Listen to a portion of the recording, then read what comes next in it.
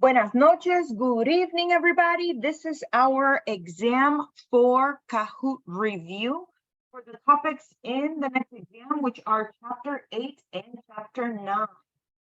So make sure that you check out the study guide. The exam is actually going to be available this Saturday, Sunday, and next week on Monday. So that means that the exam will be available December 3rd through December 5th. In addition, because we only have 2 more weeks of classes, understand that the last laboratory that you need to complete, which is part of the kit that you received in the beginning of the semester, is going to be the Kaizen lab, and that lab is going to be due next week on Saturday. So understand that that is the last assignment that you will be completing this semester. In addition, make sure that you are aware of that the semester is over in the next 2 weeks. So anything that needs to be submitted, you need to do it by December 16th, which is that Friday after the final. Okay, so make sure that you check the announcements or any files that are uploaded so you keep track of what is due before the semester is over. So let's get started with our review for exam 4.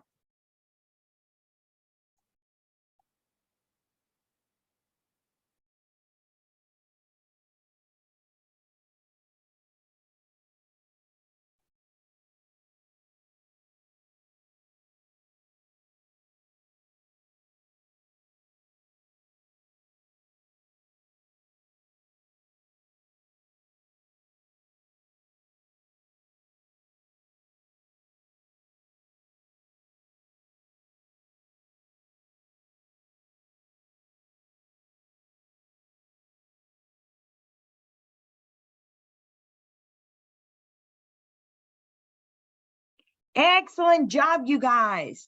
So in chapter 8, there is a series of definitions that you guys need to be familiar with. Solution is one of them. In addition, if you check the study guide, we have, you also need to be, you also need to know the definition for solute, solvent, colloid, suspensions, osmosis, diffusion. So just make sure that you keep track of the definitions that you guys need to know for this chapter. All that information is in the study guide. Let's move on to the next question.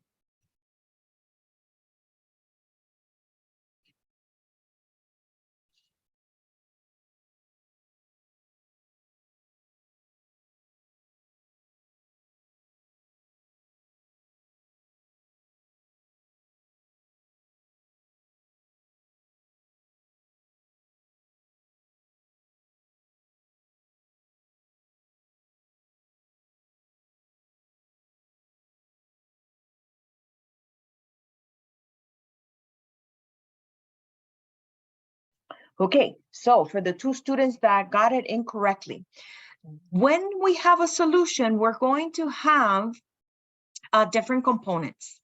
The minor component is called a solute, S-O-L-U-T-E. The component that is in larger amount is the term that you see here on this question, solvent. That's the one that is in larger amount. Remember that whenever you have a solution, while you can have typically most solutions, while you can have only one solvent, you can have more than one solute. In rare occasions, you may see that 2 solvents are used, but at least in most of the solutions that we will be experiencing in Chemistry 112, understand that one solvent, but you can have multiple solutes. Let's move on to the next question.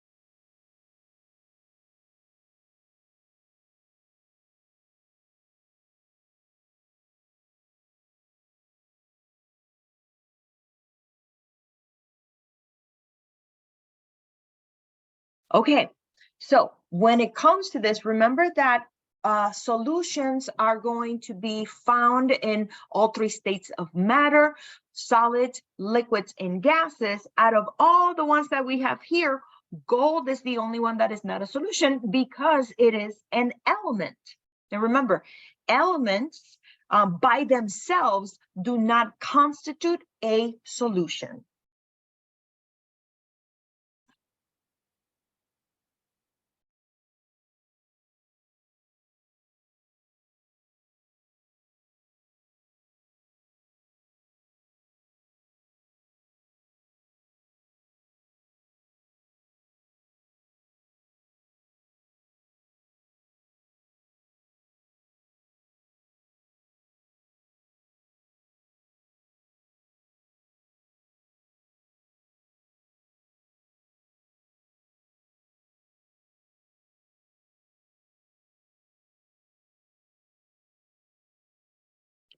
So as you can see, when it comes to specifically air, oxygen is the main solute.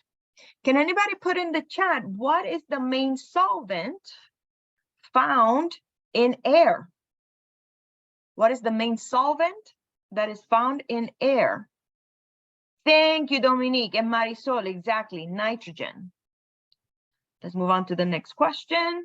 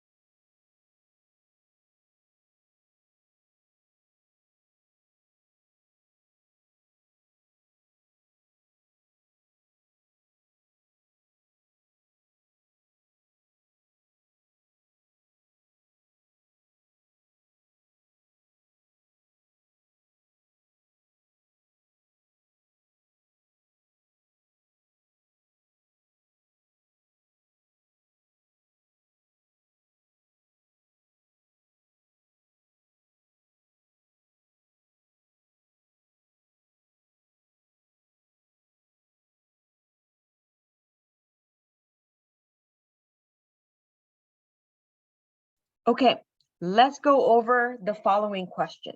So in our course, the only thing that you guys need to be concerned with when it comes to solubility in water is the solubility rules for ionic compounds. Now, here we see that N2, nitrogen, it will be the least soluble in water because it is a non-polar molecule. Make sure that for the exam, you have in handy the solubility rules that we discussed in class. Let me see what slide number is that.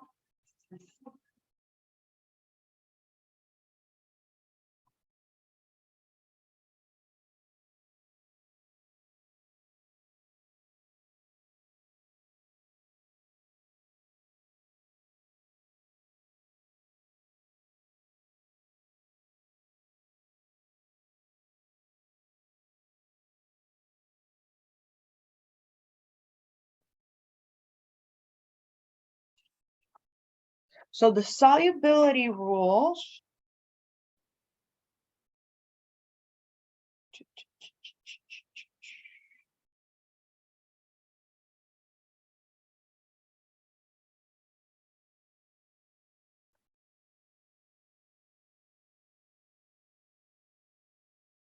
The slide number is number 8, but the notes are given in slide 9. So I added a page.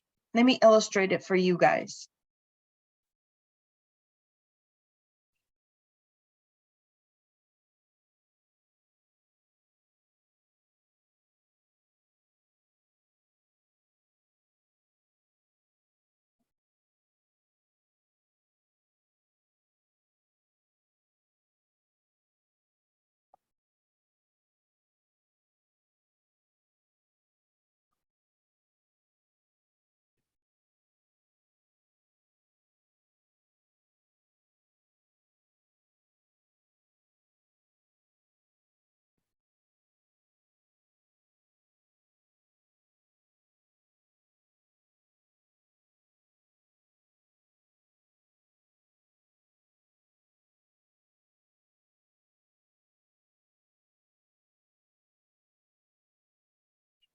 So it is important that you guys have these notes when you're trying to determine if a particular ionic compound is soluble or insoluble.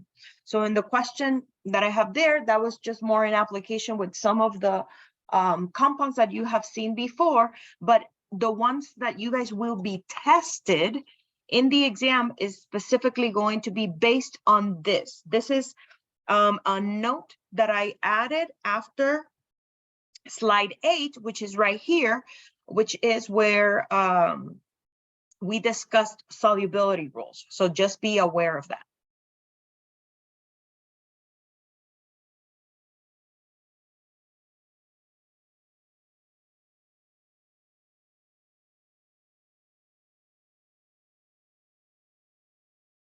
Great job, Isaiah. You got 5 correct in a row. Let's continue.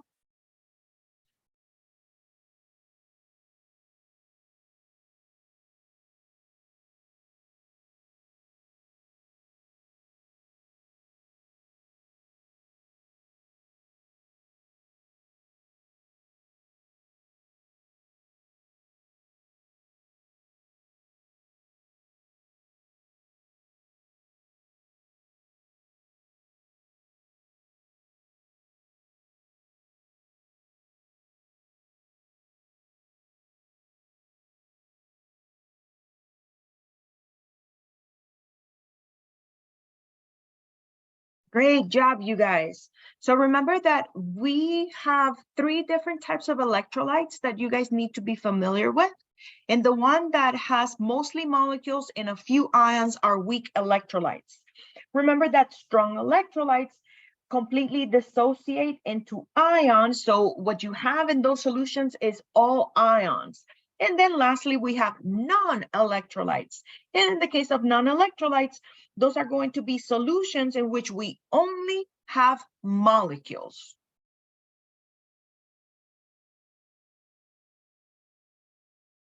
Great job, Kiyomi. You got 3 in a row. Let's continue.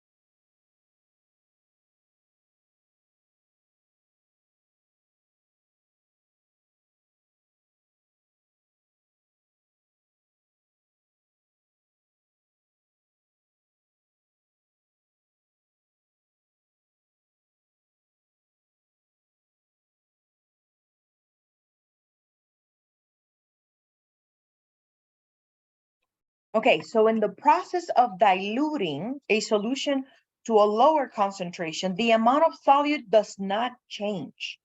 The only thing that we're doing overall is changing the volume of the solution, and changing the volume of the solution. What that causes is that now we're going to be in a lower concentration, okay? So the yellow is incorrect because solvent is what is added to a concentrated solution in order to dilute it. Water doesn't need to be removed, okay? And there's not more solute because remember that the solute does not change.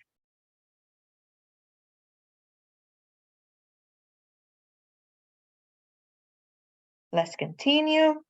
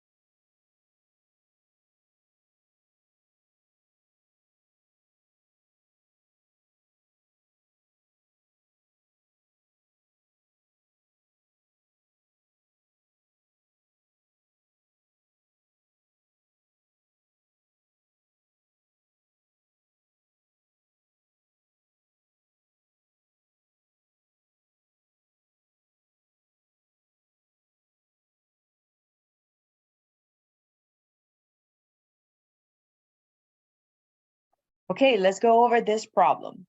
We need to calculate molarity. So the equation for molarity was given to you guys specifically on slide 16 of chapter 8, which establishes that molarity, let me just share my screen with the slides.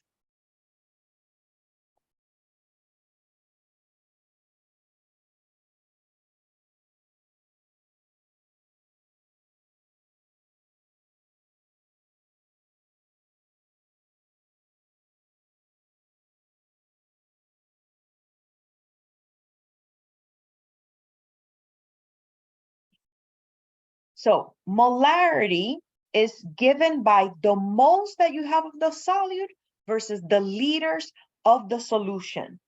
So understand that if we are trying to determine the molarity, you guys have to be aware of certain calculations of how to do it. In this one, we have grams and we have the volume already in liters. If we go to the one that is given in the Kahoot, we are given the solute already in moles, and we have the volume given in liters. When it comes to this, understand that the conversion between grams to moles, even though it was from a previous chapter, you guys need to be able to do for the exam. So when we take 0.335 and we divide it by 0.167, we get a calculator display that looks like 2.00598, and then the rest of the numbers. And when we round it to 3 sig figs, that's where we get the 2.01 molar. Great job, Guadalupe. You got 3 in a row. Let's continue.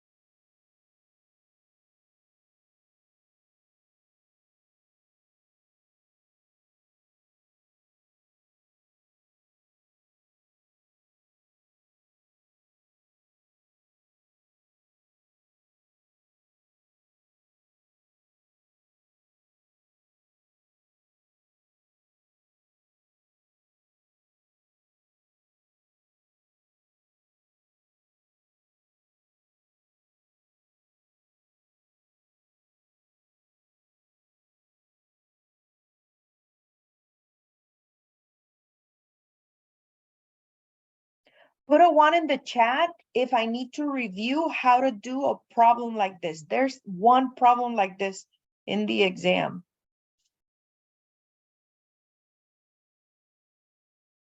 Okay, no problem.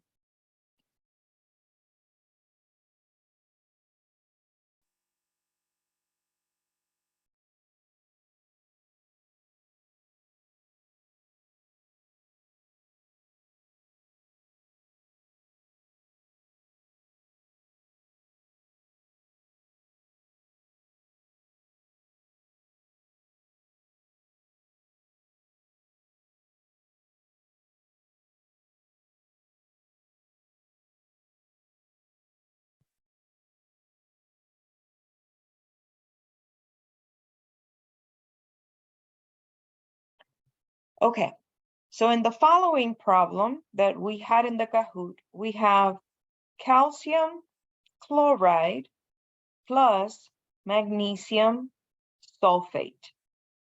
Okay? And in these problems, we're always going to have a double replacement reaction. The first thing that we need to do is going to be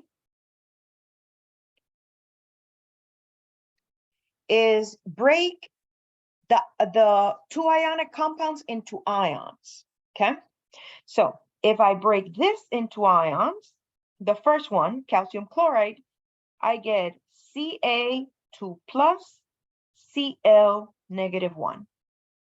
If I break magnesium sulfate into ions, then I get Mg2 plus SO4 2 negative. Okay? Once I have that, then understand that in a double replacement reaction, I'm going to exchange ions. What that means is that the cation of the first ionic compound is now going to be with the anion of the second. So in that partnership, I have Ca2 plus and SO4 2 minus. Okay? So taking that into consideration, the correct chemical formula for this, because one is 2 plus and the other one is 2 minus, is CaSO4. Then I need to take into consideration that the cation of the second will be partners, right, with, give me one moment, with the anion of the first compound. So when that happens,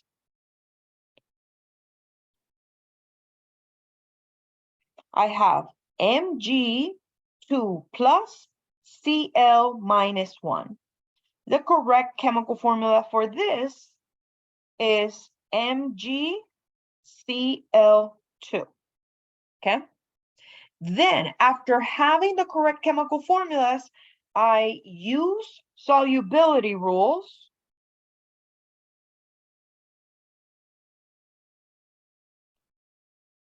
to determine which one is insoluble in water. Okay? So, what happens is that when I compare these two compounds, and these are the rules that, remember that I mentioned that you guys need to know. So in this, let me go back, go over solubility rules, right here. So in my solubility rules, okay, remember that the compounds that we have, in this case, I'm gonna write them right here in the corner, is going to be CaSO4 and MgCl2, okay? So remember that these rules are actually outlined 1 through 6. So overall, for CaSO4, I'm going to look at rule number 5. And rule number 5 tells me that if I have a sulfate and is bonded to barium, lead-2, calcium, or strontium, it becomes insoluble. Those are the notes that you see in magenta. So that means that CaSO4 is solid. MgCl2, we know that based on rule number 4, that establishes that chlorine, bromine, and iodine are always soluble. And since chlorine, in this case, is not paired with Ag plus 1, Pb plus 2, or Hg2 plus 2, that means that this is aqueous, okay? And that's how we determine how, let me just share this.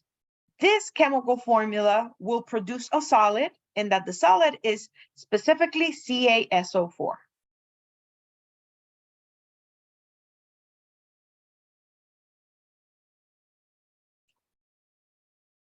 Let's do one more of these examples.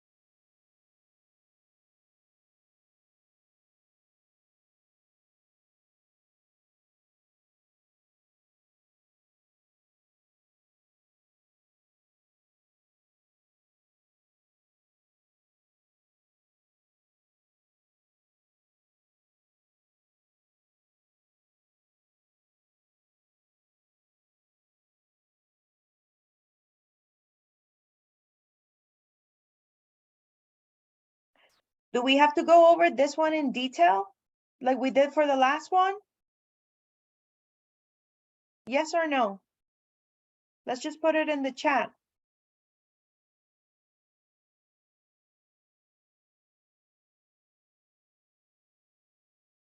Okay. Make sure that you review that. Let's move on to the next question. Great job, Guadalupe, 5 in a row.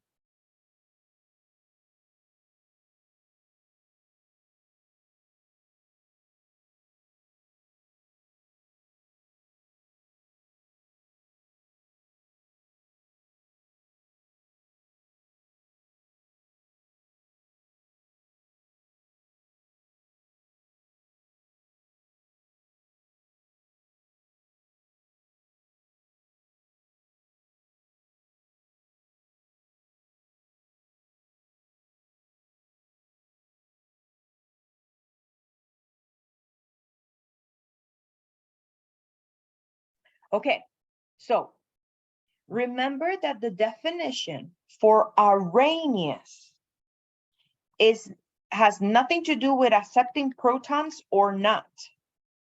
Remember that the Arrhenius definition for acids and bases has different definition compared to Bronsted-Lowry and to Lewis.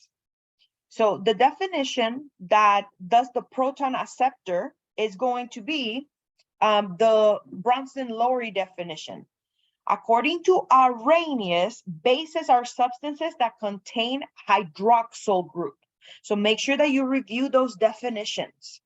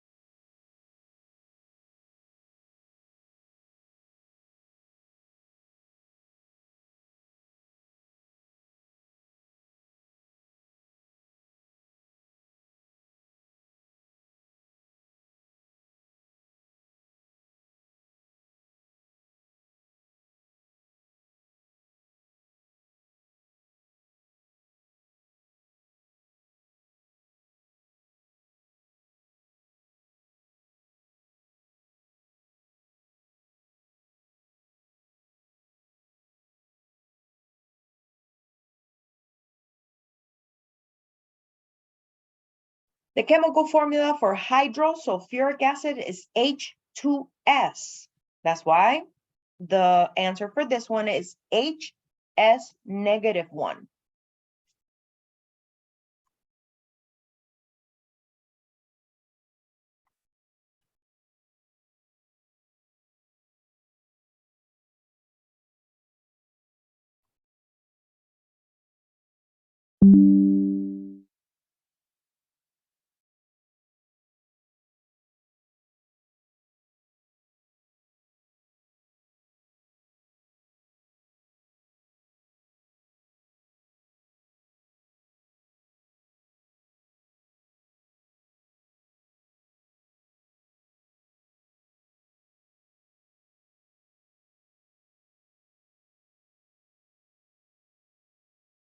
Excellent job, you guys. That's one of the definitions that you need to know.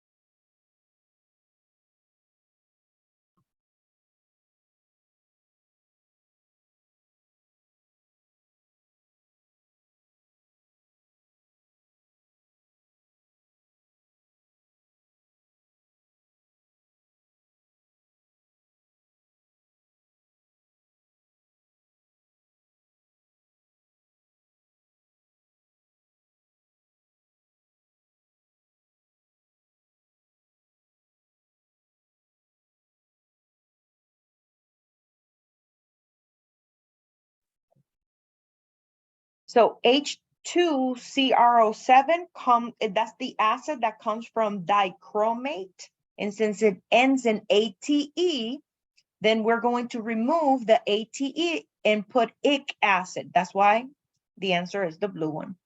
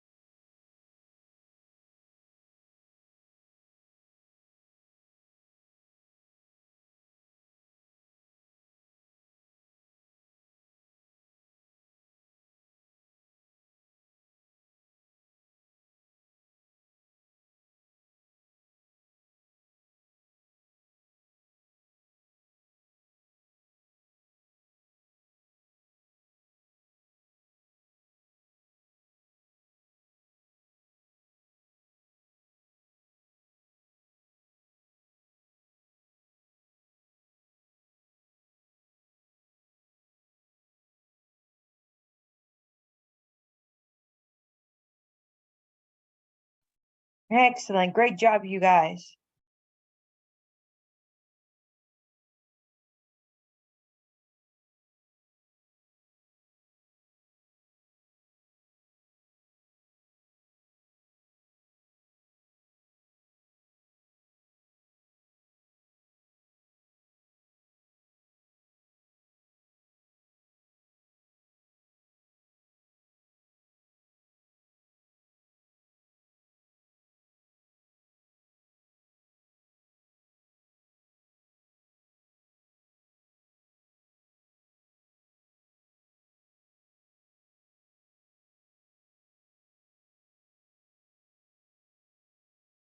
So remember that when it comes to bases, the ones that have hydroxide and any element from 1A in the periodic table or 2A in the periodic table, those are your strong bases.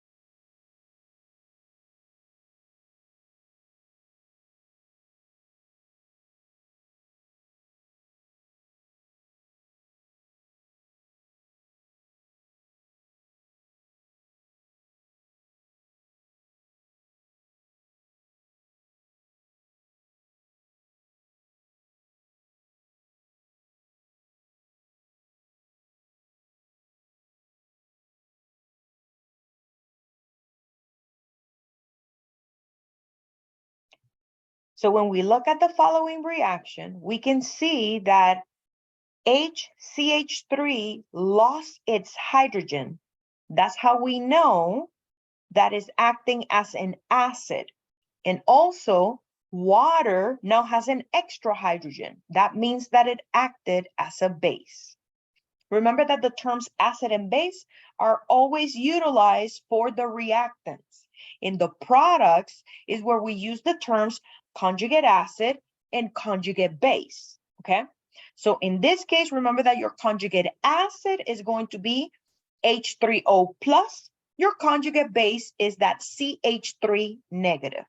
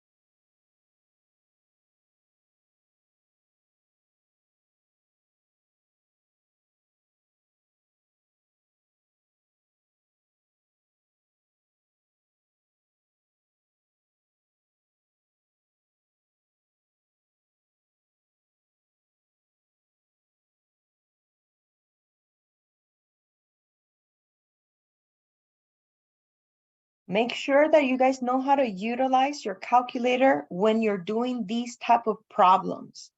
For pH, in this problem specifically, since you're given H plus, you need to do negative log of 2.31 times 10 to the negative 4, and that's how you get the pH.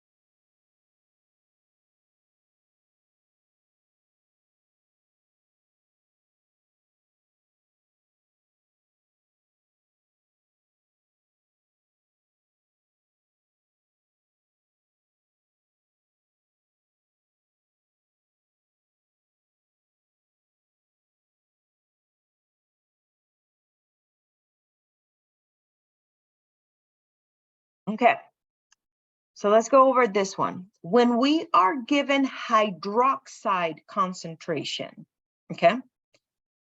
In hydroxide concentration, what we are going to do is that we're going to take 1 times 10 to the negative 14 divided by the 5.44 times 10 to the negative 2, okay, to obtain the H plus concentration. Then we take the log operation of that to find the pH. That's where we get the 12.7. So be careful when hydroxide is given, because when you're given hydroxide, there's two equations that need to be utilized.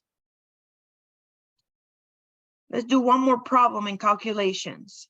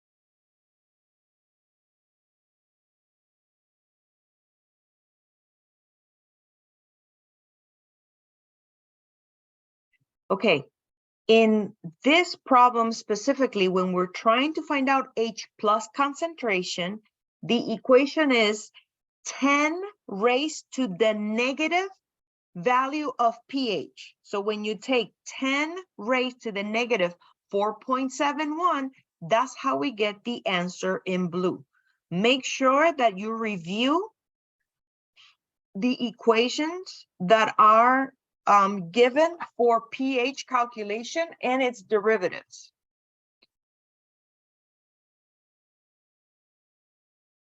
So that's all for our review today. If anybody has specific questions, you may stay. If not, thank you guys so much for coming.